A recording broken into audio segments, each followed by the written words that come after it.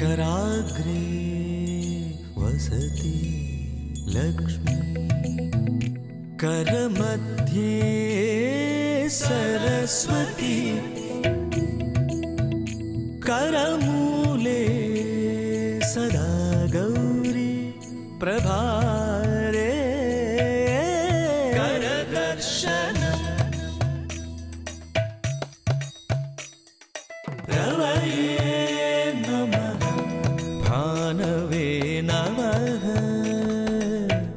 रवये नमः भानवे नमः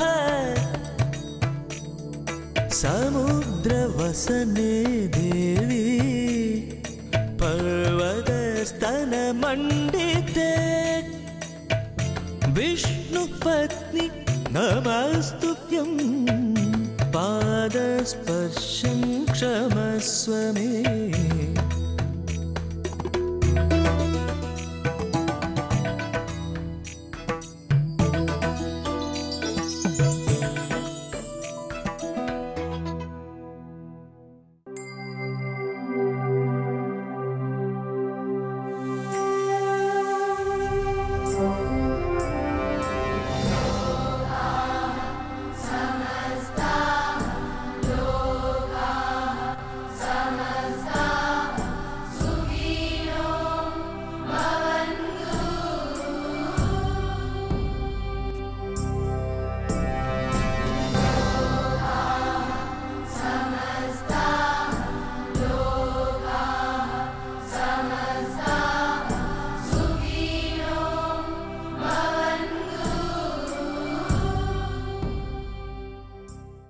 ഓരോ ദിവസത്തെയും ഓരോ പുതിയ അവസരങ്ങളായി കണ്ട് മുന്നോട്ട് പോകുന്ന മനുഷ്യർ പുതിയ അവസരങ്ങളെ കാണുവാനായി പുതിയ പ്രഭാതങ്ങളിലേക്ക് കണ്ണുകൾ തുറക്കുമ്പോൾ ഉണർന്നെഴുന്നേൽക്കുന്ന നിമിഷം മുതൽ നമ്മുടെ മനസ്സിൽ കർമ്മനിരതമാകുവാനുള്ള പ്രേരണകളുണ്ടാകണം.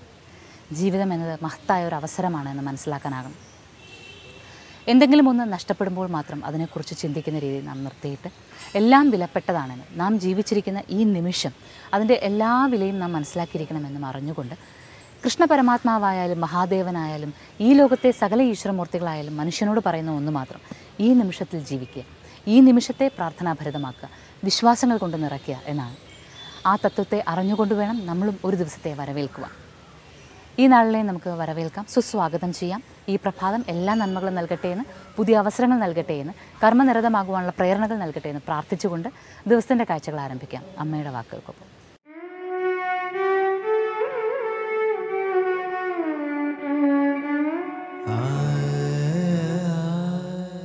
അറിവമ്മ അലിവമ്മ അമൃതമ്മ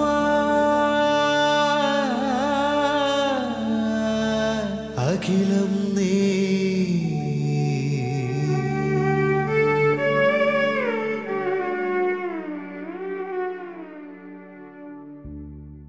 അന്യരിലെ കുറ്റവും കുറവും കാണുകയോ കേൾക്കുകയോ പറയുകയോ ചെയ്യാതെ എല്ലാവരിലും എല്ലാറ്റിലും നന്മ മാത്രം കാണുവാൻ എപ്പോഴും ശ്രദ്ധിക്കണം.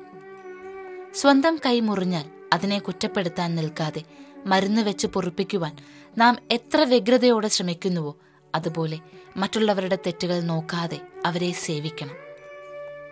അമ്മയുടെ വാക്കുകൾ നമ്മുടെ തെറ്റുകളെ പൊറുപ്പിക്കട്ടെ.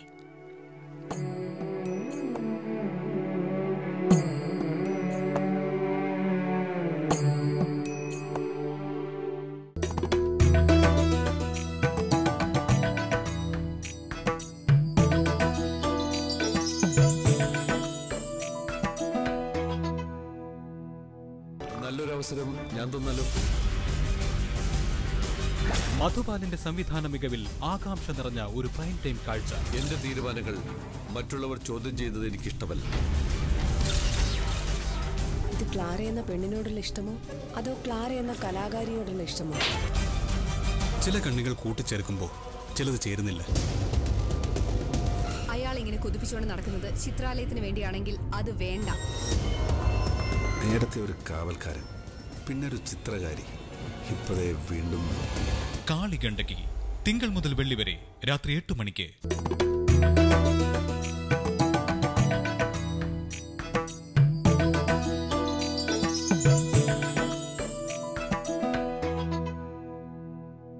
രാമായണ പാരായണത്തിലെ സുന്ദരകാന്ഡം.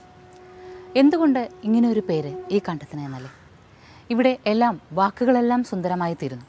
പാരായണം ചെയ്യുന്ന ആൾക്കും അത് ശ്രവിക്കുന്ന ആൾക്കും വാക്കുകളുടെ ഭംഗി കൊണ്ട്, അതിൻ്റെ കാവ്യാത്മകത കൊണ്ട്, വ്യക്തമായ അടുക്കിച്ചേർക്കൽ കൊണ്ട് ഒരു സൗന്ദര്യം തോന്നുന്നു എന്നത് തീർച്ചയാണ്.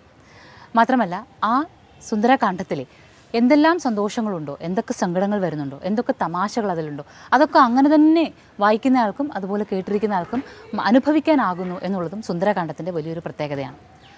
സുന്ദരകാന്ഡത്തിൻ്റെ മുഴുവൻ അധ്യായങ്ങളും നിറഞ്ഞു നിൽക്കുന്നത് ആഞ്ജനേയനാണ്, ഹനുമാനാണ്. എല്ലാ അധ്യായങ്ങളും ഹനുമത് സാന്നിധ്യമുണ്ട്. 15-ാം അധ്യായം മുതലാണ് സീതാദേവി എത്തുന്നത്. ഏറ്റവും അവസാനമാകുമ്പോഴേക്കും ശ്രീരാമ സാന്നിധ്യവും ഇതിലുണ്ട്. അങ്ങനെ ഈ 3 സാന്നിധ്യങ്ങളും ചേരുന്നത് കൊണ്ടാണ് ഇത് സുന്ദരകാന്ഡമാകുന്നത്. എന്നാൽ സുന്ദരകാന്ഡം എന്നത് ശരീര സൗന്ദര്യത്തെയാണോ ഉദ്ദേശിക്കുന്നത്? തീർച്ചയായും അല്ല. ഹനുമാന്റെ കർമ്മങ്ങളുടെ സൗന്ദര്യം, ചെയ്തികളുടെ സൗന്ദര്യം, അതാണ് സുന്ദരകാന്ഡം. ആ ചെയ്തികളാണല്ലോ മനോഹരമായി അതിൽ ആലേഖനം ചെയ്തിരിക്കുന്നത്. രാവണന് ആദ്യം തന്നെ തൻ്റെ ശത്രുവിനെക്കുറിച്ചുള്ള ബോധ്യമുണ്ടാകുന്നത് ഹനുമാന്റെ ആഗമനത്തോടു കൂടിയാണ്. മാത്രമല്ല, രാവണനെ വധിക്കുവാനുള്ള, രാവണനെ ഇല്ലായ്മ ചെയ്യുവാനുള്ള എല്ലാ കാരണങ്ങൾക്കും തുടക്കമാകുന്നതും അവിടെയാണ്. അതുകൊണ്ട് സുന്ദരമാകുന്നു പ്രവർത്തികൾ, ഹനുമാന്റെ പ്രവർത്തികൾ സുന്ദരമാകുന്നത് കൊണ്ട് തന്നെ സുന്ദരകാന്ഡം സുന്ദരമായി തീരുന്നു. ശ്രവിക്കാം നമുക്ക്. ശ്രീരാമ രാമ രാമ ശ്രീരാമചന്ദ്ര ജയ, ശ്രീരാമ രാമ രാമ ശ്രീരാമ ഭദ്ര ജയ, ശ്രീരാമ രാമ രാമ സീതാഭിരാമ ജയ, ശ്രീരാമ രാമ രാമ ലോകാഭിരാമ ജയ, ശ്രീരാമ രാമ രാമ രാവണാന്തക രാമ, ശ്രീരാമ മമ ഹൃദി രമതാം രാമ രാമ, ശ്രീരാഘവാത്മാ രാമ ശ്രീരാമ രമാപതേ, ശ്രീരാമ രമണീയ വിഗ്രഹ നമോസ്തുതേ, നാരായണായ നമോ നാരായണായ നമോ, നാരായണായ നമോ നാരായണായ നമ.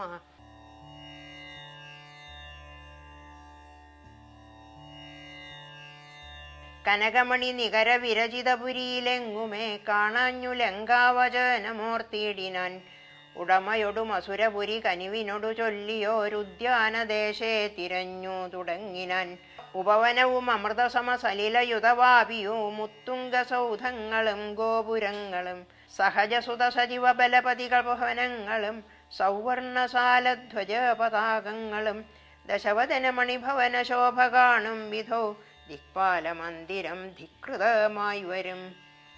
കനകമണി രചിത ഭവനങ്ങളിലെങ്ങുമേ കാണാഞ്ഞു പിന്നെയും നീളെ നോക്കും വിധോ, കുസുമജയ സുരഭിയൊടു പവനതിഗൂഢമായി കൂടെ തടഞ്ഞു കൂട്ടിക്കൊണ്ടുപോയുടൻ, ഉപവനവും ഒരുതര തരുപ്രവരങ്ങളും ഉന്നതമായുള്ള ശിംശപാവൃക്ഷവും അതിനികടമഖില ജഗദീശ്വരി തന്നെയും ആശുകനാശു കാട്ടിക്കൊടുത്തിടിനാൻ, മലിനതര ചിഗുരവസനം പൂണ്ടു ദീനയായി മൈഥിലീതാൻ കൃഷഗാത്രിയായത്രയും ഭയവിവശമവനിയിലുരുണ്ടും സദാഹൃതി, ഭർത്താവു തന്നെ നിനച്ചു നിനച്ചലം നയനജലമനവരതമൊഴുകി ഒഴുകിപ്പതിനാമത്തെ രാമരാമേതി ജപിക്കയും, നിശിചരികൾ നടുവിൽ അഴലൊടുമരുമീശ്വരി നിത്യസ്വരൂപിണിയെ കണ്ടു മാരുതി, വിടപിവര ശിരസി നിബിഡച്ഛദാന്തർഗതൻ വിസ്മയം പൂണ്ടു മറഞ്ഞിരുന്നിടിനാൻ, ദിവസകര കുലപതി രഘുത്തമൻ തന്നെ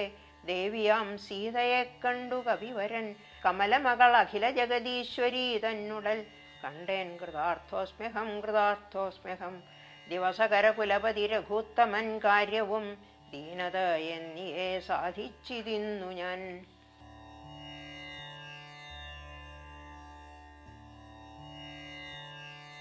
ഇതി പവനതനയ വചനേന ദേഹിയും ഇത്തിരി നേരം വിചാരിച്ചു മാനസേ, ചികുരഭരമതിൽ മരുവും അമലചൂടാമണി ചിന്മയീ മാരുതി കയ്യിൽ നൽകിയിടിനാൾ, ശൃണുതനയ പുനരടയാളവാക്യം ഭവാൻ ശ്രുത്വാധരിച്ചു കർണേ പറഞ്ഞിടു നീ, സപതി പുനരതുപൊഴുതു വിശ്വാസമെന്നുടെ ഭർത്താവിനുണ്ടായി വരുമെന്നു നിർണയം, ചിരമമിത സുഖമൊടൊരു തപസി ബഹുനിഷ്ഠയാ ചിത്രകൂടാചലത്തിങ്കൽ വാഴും വിധോ, പലലമതു പരിചിനൊടണക്കുവാൻ ചിക്കി ഞാൻ പാർത്തതും കാർത്തിരുന്നിടും ദശാന്തരെ, തിരുമുടിയും അഴകിനൊടും അഴിയിൽ മറവച്ചുടൻ തീർത്ഥപാദൻ വിരവോടുറങ്ങിയിടിനാൻ, അതുപൊഴുതിലതിചപലനായ ശുക്രാത്മജൻ ആശു കാകാകൃതി പൂണ്ടുവന്നിടിനാൻ, പല പൊഴുതു പലല ശകലങ്ങൾ കൊത്തിയിടിനാൻ ഭക്ഷിച്ചു കൊള്ളുവാനെന്നോർത്തു ഞാൻ തഥാ, പരുഷതരമുടനുടനടുത്തെറിഞ്ഞിടിനാൻ പാഷാണജാലങ്ങൾ കൊണ്ടതൂ കൊണ്ടവൻ വപുഷിമമചിതചരണ നഖരതുണ്ടങ്ങളാൽ വായ്പോടു കീറിനാനേറെ കുപീതനായി പരമപുരുഷനും ഉടൻ ഉണർന്നു നോക്കും വിധൗ പാരമൊലിക്കുന്ന ചോര കണ്ടാകുലാൽ തൃണശകലമതി കുപിതനായൻ എടുത്തശ്രമം ദിവ്യാസ്ത്രമന്ത്രം ജപിച്ചയച്ചീടിനാൻ സഭയം അവൻ അഖില ദിശി പാഞ്ഞു നടന്നിതു സങ്കടം തീർത്തു രക്ഷിച്ചുകൊണ്ടിടുവാൻ അമരപതി കമലജ ഗിരീശ മുഖ്യന്മാർക്കും ആവതല്ലെന്നയച്ചോരവസ്ഥാന്തരെ രഘുതിലകൻ അടിമലരിൽ അവശമൊടു വീണിതു രക്ഷിച്ചുകൊള്ളേണമെന്നെ കൃപാനിധേ.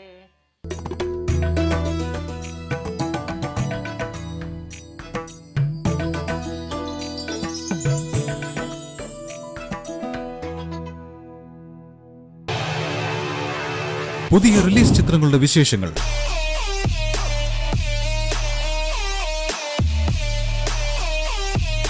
ഏറ്റവും പുതിയ പാട്ടുകൾ, ട്രെയിലേഴ്സ്,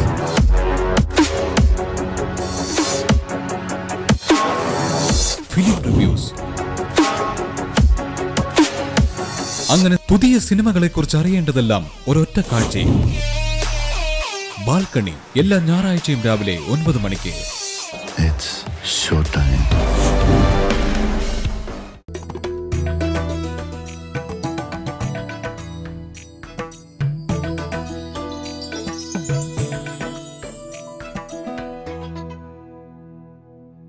ജീവാത്മാവിനെ പ്രതിനിധീകരിക്കുന്ന സീതാദേവി, ജീവാത്മാവിൽ സന്തോഷം നിറയ്ക്കുവാൻ കെൽപ്പുള്ള ശ്രീരാമദേവൻ, ഇവർ രണ്ടുപേരുടെയും സന്ദേശങ്ങൾ വഹിച്ചുകൊണ്ട് ആഞ്ജനേയൻ ലങ്കയിലേക്ക് എത്തുന്നു. ഇതാണ് സുന്ദരകാന്ഡത്തിൻ്റെ വിഷയം. സുന്ദരകാന്ഡം സുന്ദരമാകുന്നത് ഈ തത്വങ്ങളെല്ലാം കൊണ്ടാണ് എന്ന് പറയുമ്പോൾ യഥാർത്ഥത്തിൽ ശ്രീരാമദേവനെ സീതയ്ക്ക് മുന്നിൽ ഏറെ പറയുന്നുണ്ട്. മനോഹരമായി സൗന്ദര്യം മുഴുവനും പറയുന്നുണ്ട് ഹനുമാൻ. പക്ഷേ ആന്തരികമായ ചേതനകളുടെ അല്ലെങ്കിൽ ആന്തരികമായ സത്യത്തിൻ്റെ അടയാളവാക്യത്തെ ഓതിക്കൊടുക്കുമ്പോൾ മാത്രമാണ് ഹനുമാനെ വിശ്വസിക്കുന്നത് സീതാദേവി. അങ്ങനെയുള്ള ആ ആന്തരികമായ ബാഹ്യത്തിന് പുറത്ത് ബാഹ്യമായ കാഴ്ചകൾക്കും അകത്തുള്ള ആന്തരികമായ ചേതനയെ തിരിച്ചറിയുവാൻ ഒരു പ്രത്യേകമായ ഊർജം പകർന്നു തരുന്നുണ്ട് സുന്ദരകാന്ഡം. ഈ സുന്ദരകാന്ഡത്തിൽ ആഞ്ജനേയൻ്റെ ആ കർമ്മം എന്ന് പറയുന്നത് തന്നെ ജീവാത്മാവിൽ സന്തോഷം നിറയ്ക്കുക, പരമാത്മാവ് തന്നെ കാത്തു രക്ഷിച്ചുകൊള്ളുമെന്നുള്ള വിശ്വാസം നിറയ്ക്കുക എന്നുള്ളതാണ്.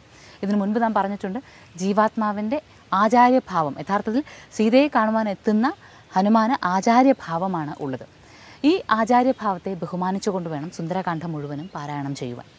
രാമായണത്തിലെ ഓരോ തത്വങ്ങൾക്കും ഇത്തരത്തിൽ വലിയ വലിയ പ്രത്യേകതകളുണ്ട് എന്ന് മനസ്സിലാക്കിക്കൊണ്ട് ഇനി നമുക്ക് കാണാം ധന്യമേ ദിനം.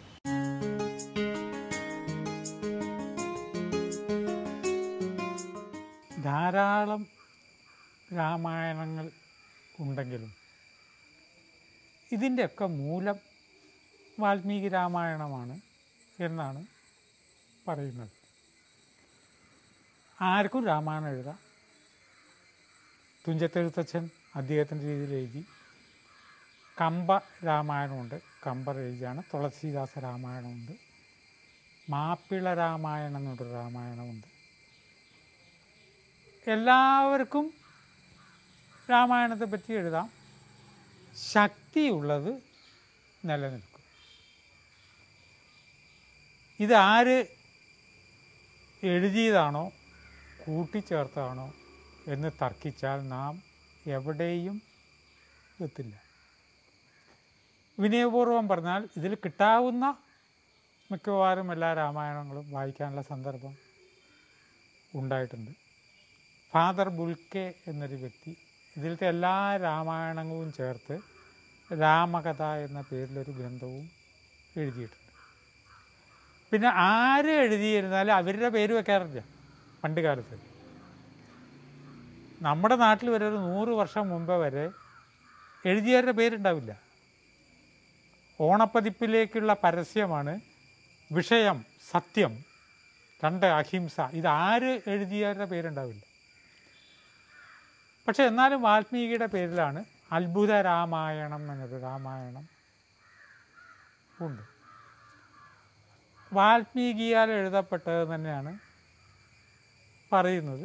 അല്ലെങ്കിൽ അത് എഴുതിയ ആൾ വാൽമീകി എന്ന് പേര് പറഞ്ഞിട്ടുണ്ടായിരുന്നു. എല്ലാത്തിലെ കഥകളിൽ നിന്നും നൊബിലിറ്റി ഉള്ള കാര്യങ്ങൾ നിലനിൽക്കും. ഒരു ഗ്രന്ഥത്തിൽ മനുഷ്യമഹത്വത്തിനെ ഉയർത്തുന്ന അംശം വല്ലതും ഉണ്ടെങ്കിൽ അത് നിലനിൽക്കും. അത്ഭുത രാമായണത്തിൽ രാമൻ രാവണനെ നിഗ്രഹിച്ചതിന് ശേഷം കൊട്ടാരത്തിൽ വന്നു. ഈ കഥയൊക്കെ പറയുമ്പോൾ സീത ഒന്ന് ചിരിച്ചു. ആ ചിരിച്ച കഥ ഭരദ്വാജ മുനി വാൽമീകിയോട് ചോദിച്ചത്രേ, അങ്ങ് രാമായണം എഴുതുമ്പോൾ വല്ല കഥയും വിട്ടുപോയിട്ടുണ്ടോ? അപ്പോൾ വാൽമീകി ഭരദ്വാജ മുനിയോട് പറഞ്ഞതായിട്ടാണ് പറയുന്നത്. എന്താ സീത ചിരിച്ചത്? സീത പറഞ്ഞു, രാവണനല്ലേ ഇപ്പോൾ കൊന്നിട്ടുള്ളൂ, ഇതിനേക്കാൾ വലിയ ഒരു വില്ലനുണ്ട്, സഹസ്രമുഖ രാവണൻ എന്നാണ് പേര്. ആ രാവണൻ പുഷ്കരണിയിലാണ്. ആ രാവണനെ കൊല്ലുമ്പോഴേ രാമായണ കഥ അവസാനിക്കുക. നമുക്ക് ജീവിതത്തിലേക്ക് വരാം. 5 കർമ്മേന്ദ്രിയത്തെയും 5 ജ്ഞാനേന്ദ്രിയത്തെയും ബഹിർമുഖമാക്കി വെച്ച ആളാണ് രാവണൻ. നാം അതിനെ അന്തർമുഖമായി കിടന്നാലും നമ്മുടെ അകത്ത് സഹസ്രമുഖ രാവണൻ എന്നൊരു രാവണൻ കിടക്കുന്നു എന്നാണ് സീതാദേവി പറയുന്നത്. എത്ര മെഡിറ്റേറ്റ് ചെയ്താലും ഇനിയും ബാക്കിയുണ്ട്. കർമ്മേന്ദ്രിയത്തെയും ജ്ഞാനേന്ദ്രിയത്തെയും ബഹിർമുഖമാക്കി വെച്ചു എന്നുള്ള തെറ്റ്. അതിനെ അന്തർമുഖമാക്കിയാലും നമ്മുടെ അകത്തെ സഹസ്രമുഖ രാവണനെ നിഗ്രഹിക്കാൻ പറ്റണം. അങ്ങനെയാണെന്ന് വെച്ചാൽ അതും കൂടി അങ്ങോട്ട് തീർത്തളയാം എന്ന് വിചാരിച്ച് പുഷ്കരണിയിലേക്ക് രാമൻ ചെന്നു. യുദ്ധം തുടങ്ങി. രാവണനെ നിഗ്രഹിക്കുന്ന പോലെ എളുപ്പമായിരുന്നില്ല ഇത്. രാവണന് 10 ഉള്ളൂ, ഇത് 1000.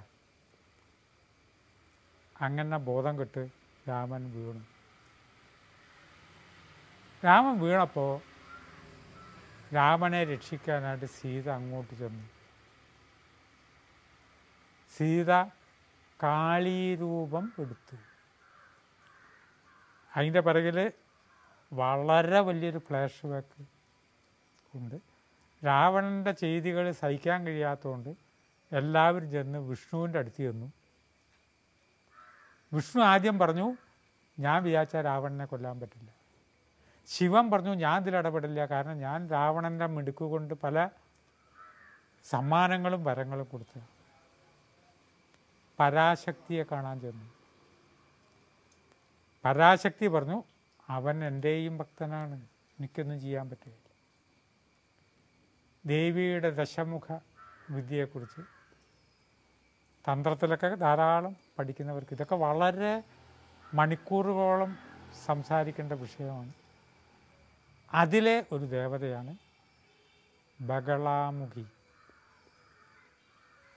ആ നാമം തന്നെ മന്ത്രമാണ്. തഥാസ്തു എന്ന് പറയില്ല, ഇപ്പം തന്നെ ഉടനെ, അത്ര പവർഫുൾ. ബഗളാമുഖിയുടെ ദേവാലയങ്ങൾ വടക്കേ ഇന്ത്യയിൽ ഒന്നുണ്ട്, ദക്ഷിണേന്ത്യയിൽ ഒരാൾ ഒരിടത്ത് തുടങ്ങി വെച്ചിട്ടുണ്ട്. അത്ര പവർഫുൾ. ബഗളാമുഖി വിഷ്ണുവിനോട് പറഞ്ഞു, വിഷ്ണു ഏതായാലും ശരി മനുഷ്യരൂപത്തിൽ അവതരിക്കും, ഞാൻ സഹായത്തിന് ഉണ്ടാകും. ആ സീത ബഗളാമുഖി ആയി മാറി. അതിൻ്റെ സാധാരണ കഥാരൂപമാണ് കാളി രൂപത്തിൽ സീത തന്നെ സഹസ്രമുഖ രാവണനെ നിഗ്രഹിച്ചു എന്ന കഥ. എത്ര രാമായണങ്ങൾ ഉണ്ടെങ്കിലും ആരൊക്കെ എന്തൊക്കെ കൂട്ടിച്ചേർത്താലും നന്മയുള്ളത് നിലനിൽക്കും. യാതൊരു നന്മയുമില്ലാതെ മനുഷ്യനെ ഉയർത്തുക എന്ന ലക്ഷ്യമില്ലാതെ തോന്നുന്ന പോലെ ദുർവ്യാഖ്യാനം ചെയ്ത് എഴുതുന്ന രചനകൾ തൽക്കാലം കുറച്ച് കാലത്തേക്ക് നിലനിൽക്കും. ഒരു 19 കൊല്ലമൊക്കെ നിൽക്കും, കുറേ അവാർഡുകളിലൊക്കെ പിൻവലിച്ചാൽ. പക്ഷേ മനുഷ്യനെ ഉയർത്തുന്ന സന്ദേശമുണ്ടെങ്കിൽ ആ ഗ്രന്ഥകാരൻ പോലും പ്രസാദിക്കണം. ഒരു ഗ്രന്ഥകാരൻ എഴുതിയത് വേറെ രീതിയിൽ എഴുതാൻ വേറൊരാൾക്ക് അവകാശമുണ്ട്. പക്ഷേ മൂലഗ്രന്ഥം എഴുതിയ ഗ്രന്ഥകാരൻ്റെ പ്രസാദം ഉണ്ടാകണം. ആ വ്യാഖ്യാനം നന്നായിരിക്കുന്നു എന്ന്. അതുകൊണ്ടാണ് അത്ഭുത രാമായണവും അനവധി തത്വങ്ങൾ നമുക്ക് തരുന്നു എന്ന് ചിന്തിച്ച് വാക്കുകൾ ഉപസംഹരിക്കുന്നു. നമസ്കാരം. ഇന്നത്തെ ഉദയാമൃതം ഇവിടെ പൂർണ്ണമാകുമ്പോൾ ഇന്ന് നാം കേട്ടത് ഒരുപാട് തത്വങ്ങളാണ്, വിശ്വാസങ്ങളാണ്, രാമായണത്തിലെ നന്മകളാണ്. പാരായണം ചെയ്ത് ശ്രവിച്ചതാകട്ടെ സുന്ദരകാന്ഡവും. സുന്ദരകാന്ഡം ഇനി ശ്രവിക്കുമ്പോഴൊക്കെ ഓർക്കേണ്ടുന്ന കാര്യമുണ്ടല്ലോ. സുന്ദരകാന്ഡം ശ്രവിക്കുമ്പോഴെന്നല്ല, പാരായണം ചെയ്യുമ്പോഴെന്നല്ല, എപ്പോഴും നമുക്ക് ഓർക്കാവുന്നൊരു കാര്യമുണ്ട്. കർമ്മങ്ങൾ എപ്പോഴും സുന്ദരമായിരിക്കുക. സുന്ദരമായിരിക്കുന്ന കർമ്മങ്ങളിലൂടെ മാത്രമേ നമുക്ക് മുന്നോട്ട് പോകാനുള്ളൂ. ഒരു സമുദ്രം എല്ലാവർക്കും ചാടിക്കടക്കുവാനുണ്ട്. അത് ചാടിക്കടന്നേ മതിയാവുകയുള്ളൂ. അവിടെ ആശങ്കപ്പെട്ട് നിൽക്കാതെ പരമാത്മാവിൻ്റെ വാക്കുകൾ ഹൃദയത്തിലേക്ക് എടുക്കുക. ആ ആത്മവിശ്വാസത്തോടു കൂടി നമുക്ക് മുന്നിലെ സമുദ്രത്തെ ചാടിക്കടക്കുക. സമുദ്രം ചാടിക്കടന്നാൽ അപ്പുറത്ത് നമുക്ക് മാലക്ഷ്മിയെ കാണുവാനുണ്ട്. വൃക്ഷച്ചുവട്ടിലിരിക്കുന്ന മാലക്ഷ്മി. ശോകങ്ങളേതുമില്ലാതെയാക്കുവാൻ നിൽക്കുന്ന ഒരു വൃക്ഷത്തണലിലേക്ക് നമുക്ക് എത്തുവാനുണ്ട്. അതുകൊണ്ട് തന്നെ അവിടെ പിന്നീട് അഗ്നിവിശുദ്ധി വരുത്തി ഒരു ദേശത്തെ ആകെ നന്മയിലേക്ക് സഞ്ചരിപ്പിക്കുവാനുണ്ട്. ഓരോ മനുഷ്യർക്കും ഇതെല്ലാം ചെയ്യാനുണ്ട് എന്ന് മനസ്സിലാക്കുവാനുള്ള പ്രേരണകൾ രാമായണം നൽകുന്നു. എല്ലാ നന്മകളും നേർന്നുകൊണ്ട് ഈ ദിവസം വിടവാങ്ങുകയാണ്. നമസ്കാരം.